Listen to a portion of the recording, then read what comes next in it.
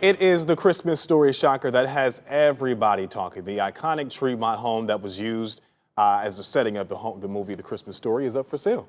And it's not just that house either. There's a sprawling campus of lots that have been acquired over the years. Here's a live picture right now from the Christmas Story website, it looks like. News 5's John Kosick has more tonight from Tremont. It is a piece of Cleveland history that in a relatively short period of time has grown into one of the city's best-known tourist attractions, drawing visitors annually from all over the world. From West 11th Street this day, though, there is something that is jumping out at tourists even more than the leg lamp. For sale signs. I want to buy it. Most were surprised at the sight of the signs, which you clearly can't miss. Didn't even know that it could be for sale.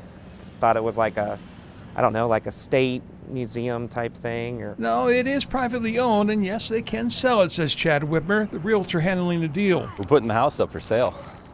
Ralphie's house. Why? It's time for something new. The owners are looking for a new venture, and you know, a new chapter in life and move on. And it's not just Ralphie's house. This package includes a total of 7 properties they've acquired in this neighborhood over the last 18 years. It's a whole operation.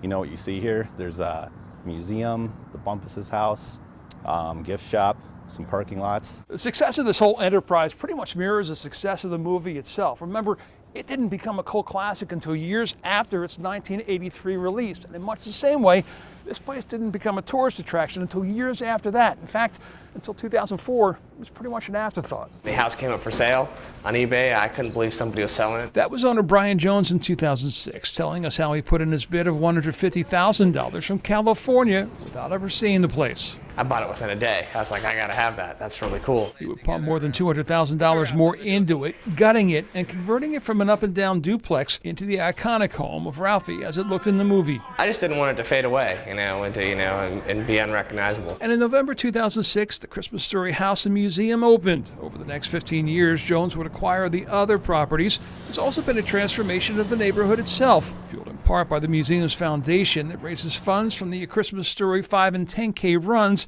that provided grants for exterior renovation projects in this immediate neighborhood, an effort that in its first 7 years raised over $620,000. Johnny Patina says the for sale signs made him sad. What do you hope happens? Just like it is. Nothing changes. Nothing changes. That will be up to the buyer. The new owner's going to be able to take it in whatever direction they see fit. You know, it's hard to say what that is, but you know, the hope is that they carry this on and actually make it bigger and better and make it an even bigger attraction for the city of Cleveland. As for the asking price, Whitmer wouldn't say, other than to label it pretty significant. In Cleveland, John Kosick, News 5. We can only hope that house stays as is.